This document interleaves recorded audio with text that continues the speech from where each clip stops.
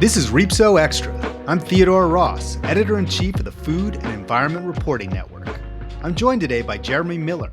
His article, Big Ag is Threatening New Mexico's Water Supply, takes a close look at an iconic symbol of the American West, the Rio Grande, and how, in an era of climate change and historic drought, its water use favors Big Ag pecan growers over everyone else.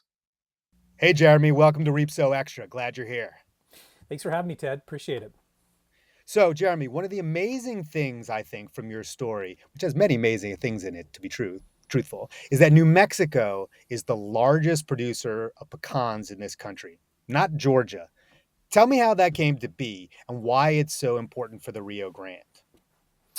Well, it is. It's an interesting sort of environmental story that this desert, dry desert area in southern New Mexico became a haven for pecans. And really what happened is that environmental story played out with the construction of Elephant Butte Dam in 1916. This huge hydroelectric irrigation project that basically brought huge volumes of water to the desert and with it brought this huge water guzzling crop. Before pecans, cotton was a huge cash crop there. But over the years, the way economics work out, farmers realized there was a lot more money to be made in pecans than in cotton. So that transition played out over 50 to 100 years, and today it's one of the largest pecan producing states in the country. In fact, it has become the largest, supplanting Georgia in 2018, I believe. Yeah, and one of the interesting things about that, and it's in your story in great detail, is that a lot of that production of pecans, which uses all this water, is for export. It's going to China, so it's not really consumed by people living in Albuquerque or Las Cruces or the like. Tell me how that fits into the water picture of New Mexico, that it's producing agriculturally for export. Mm-hmm. Yeah, it's a dilemma. New Mexico and much of the American Southwest has been mired in drought for the last quarter century. This is a mega drought on the scale that we've never really seen before. And so there's a particular irony in using a lot of this water for a crop that doesn't actually really feed people locally, that is exported. So you mentioned China. That's one of the big export locations. What I learned in my reporting, though, is that a lot of these pecans are shipped over across the border to Mexico, to shelling plants in Mexico, where the nuts are shelled and then shelled, packaged, or shipped back to the United States, and where they're packaged and then distributed around the world. And it's not just China; it's markets in Europe. Canada is a large importer of New Mexico pecans. So it's this huge industrial supply chain that sort of defies the ecological logic and realities of the desert in which it's being carried out. I think that's a pretty good metaphor for a lot of our food systems these days, which is defying the environmental logic of where it is located. Mm-hmm. So I think that's a good way to put it. So I want to backtrack a little bit. One of our standard questions here on SOW Extra is why this story? And I think it'd be nice if you talked about Mexico. Walk me through the original idea about the water fight between Mexico and the Trump administration and how that brought you onto this reporting journey. Yeah, well, so originally I was interested in a water war that was playing out between Texas and Mexico. And this was also playing out in a lower reach of the Rio Grande watershed. And there's an interesting water sharing agreement between Texas and Mexico, the United States and Mexico, that where we send a certain amount of water from the Colorado River to Mexico, and in exchange they send water from their tributaries of the Rio Grande to Texas. It's a water sharing agreement that's been in place for close to 100 years. And so I was interested in how that was breaking down. It turns out we've been sending water to Mexico, but Mexico, because of climate change and population growth, hasn't been able to send its share of Rio Grande water to Texas. And so in the supercharged sort of jingoistic politics of the Trumpian moment, there were huge calls, saber rattling. Any chance to poke at Mexico. This administration doesn't pass up any opportunity to poke at Mexico when it can. So you had the governor of Texas, Greg Abbott, you know, threatening Mexico. And so yeah, I was interested in that water war that's been playing out and sort of developing. But what wasn't being talked about was climate change and how climate change is decimating this entire river system. It's not just this portion in Mexico. You're seeing diminishing snowpack in Colorado. The headwaters of the Rio Grande are drying up. You're seeing diminishing returns from the tributaries in the middle stretch of the Rio Grande in New Mexico. The entire river system is embattled. It's declining, and I think I argue in my story that regionally speaking, there's not a more important river in the country than the Rio Grande. This is, even though it's not a big river, it is vitally important to the millions of people, the 12 to 13 million people that depend on it for drinking water, for agriculture. So it's a small river, but with a huge what am I trying to say here? Okay, can I start over again? No, no, it's okay. It's all right. Okay. It's a Yeah. small river It's with a a big small influence. river with a It huge significance to its it region. flows slowly, but it carries a big stick, I It think does. is what you're looking for. Yeah. All right, so I want to shift gears a little bit. One of the things that I think is really interesting about this ecological conundrum, really, right? That you have, the agreement with Mexico, the structure of agriculture in New Mexico, all in this context of declining water supply. And Mhm. some of the people that you spoke to, and these are people of good faith, I think, who are managing this water, they don't look at the river as something that needs necessarily to be protected. They're looking at increased efficiency for how it's organized. Mhm. So tell me about how they view it and why that is sort of a dead end in terms of water supply itself. Right. Well, I think, I've covered rivers for close to 20 years, Western rivers, mostly focused on the Colorado. And the thing that strikes me about the management of the Rio Grande, this is the first sort of major story I've done on the Rio Grande, is that the management of the river is segmented. It's not viewed in totality really by water managers as a single entity. It's divided up into the upper, middle, and lower stretches, and each one of those entities that manages those section of rivers. In the case of the story that I was reporting on, it's the Elephant Butte Irrigation District that manages the section between Elephant Butte Reservoir near the city of Truth or Consequences and the New Mexico border. They are, it's driven by self-interest. These management agencies see this as sort of input output. We get this much water this moment, and we have this much to use, and we distribute it in this way, and they're not thinking about it as a river, as something that has a start and an end, and that has some kind of fundamental right to flow. They see it as, in this case, a means to an end, a means to an agricultural end, a way of supplying the member farmers with their allotted amount of water. And so what happens is that the river gets run dry. The irrigation district sends that water to its members, and nothing extra flows down the river for, in this case, 8 to 9 months out of the year.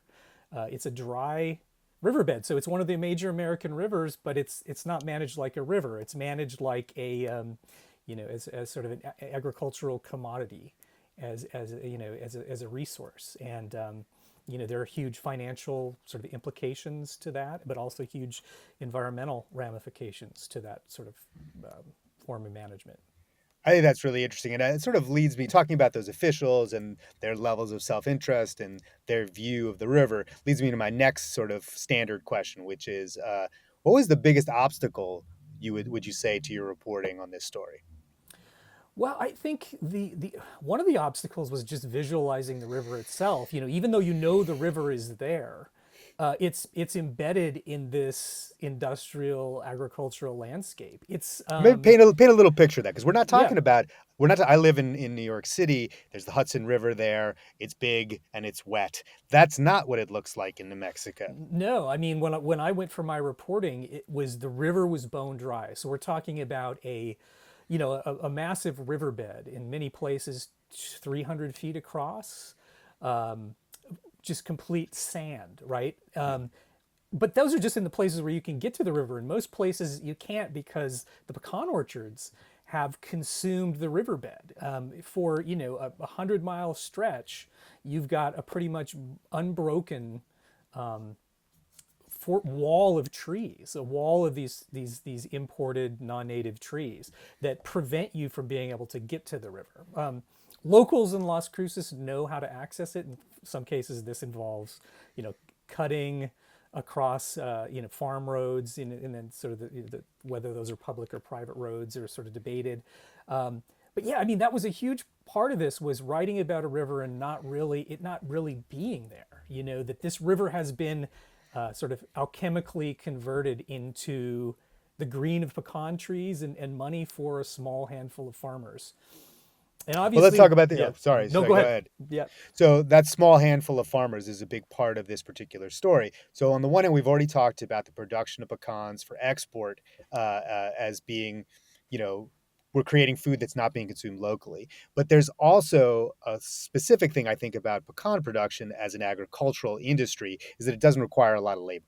Mhm. So you're creating this food that goes away, and you're not creating jobs for the local population. So how do people? I don't know if you're in any part of the Mesilla Valley, which is where you went, Truth or Mhm. Consequences, wherever it happens to be. How do they feel about all this?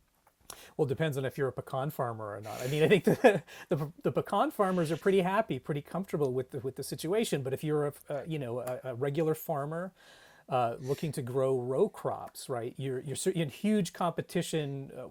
Number one for this very scarce water resource.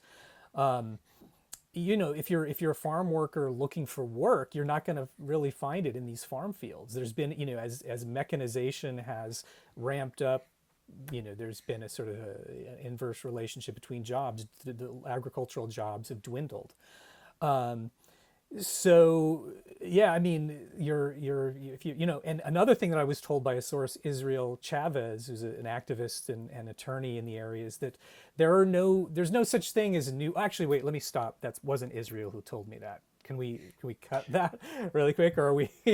You just fact checked yourself. It's Okay, fine. yeah. Go All ahead. right. So it was actually one of the pecan farmers, Rafael Ravirosa, who said, I asked, well, what if I were interested in coming down here and opening up a new pecan farm? And he told me point blank, there are no new pecan farmers. Just the economic barriers to entry between land price and water scarcity, and just the scale that you need to grow these pecans at it's just a huge impediment to new pecan farmers. It just doesn't happen. So you've got a few entrenched pecan farmers there that are sort of crowding out all the other farmers, and as a consequence, you can, there's a huge fallowing initiative happening in the area now. So The U.S. define what that means for those So who don't know the term. yeah, so the USDA and the New Mexico Interstate Stream Commission are actually paying farmers in the area not to use their water, not to grow. And at the time of my reporting, there were about 5,000 acres of farm fields in the area that were participating in this, what they call water Including conservation pecan scheme. farmers or no? No, Not well, so that's the yeah, thing. You that's the can't, key. Yeah. yeah, you cannot fallow a pecan orchard. The trees have to have their water or else they'll die. So this sort of fallowing scheme targets row crop growers, the folks growing your vegetables, your chilies, your onions, your lettuce. These row crops that actually feed people. So as the water dwindles, it sort of perversely benefits the biggest water guzzling crop of all, which is pecans. They are the economic driver of the region, and they command the lion's share of the water resources. So it was very disconcerting to drive around and see all of these, fallow fields where you could see remnants of, onions or stalks of chilies just withered, and meanwhile these pecan orchards which are flood irrigated, are just bathing in luxurious pools of water. So it just felt like the sort of the felt paradoxical in a way, that we're in the Yeah. midst of this crisis, this water crisis, and all the I'm glad water. you I'm Yeah. glad you brought that up because I do think it is one of those, you know, as editors and writers, we always try to account for what our reader knows, right? Like I'm trying to, as I walk through a story, anticipate what they understand and what they don't understand, and explain things on that basis, right? And that's one of the things I think with food and environmental journalism we run into all the time is that people don't have any true understanding of how their food gets produced, right? They think of they think of farming as a very different thing than what it takes to actually produce these pecans or not produce those onions and chilies. Mhm. And that sort of leads me to my final question for you, which is, what's the takeaway of this story? What should we get from this, in your opinion? Well, it's a difficult story. It's the takeaways, though, I think are challenging us to think about the scale of our agricultural enterprises and sort of the geographic nature of them. That in some ways, the pecans of New Mexico arrived there because of this series of events in history, and the conditions that led to the establishment of this crop don't exist today. We're living in a time of climate change. We're living in a time of growing populations and water scarcity and political turmoil. And so I think what we need to think about is that the conditions that led to the establishment of this paradigm of farming in this region doesn't really apply today. And there's also a lot more thinking about fundamental rights of nature, the rights of of a river to flow, right? I mean, it was. I mean, so one thing I want to challenge readers to think about is. This is a great river, the American West. This isn't a small tributary. This is the main stem of the Rio Grande, It's the right? The Rio Grande, Grand yeah. River. Yep. Uh, is it in our national best interest to allow a single monocrop, a politically connected segments of the farming community to completely run this vitally important river completely dry for most of the year? Does the That is a Rio very Grande good have a point. Yeah. right to flow? Right? I mean, is this Yeah. is this a good deal we're getting, or is this is this sort of a crime against nature? And I would I want to leave Look, readers with their own opinions about that. But no, I think that's a very good question. I think bringing it down to a human level too, though, like that deal that's being swung on behalf or against nature, as we've already covered, it's not producing food for people who live there to eat it, and it's not producing jobs for people who live there mhm. to work at and to earn a living. That does not sound like a good deal to me. Yeah. I'm going to leave it at that. Jeremy, you were great. I really appreciate talking to you, and thanks for coming on to Reap So Extra.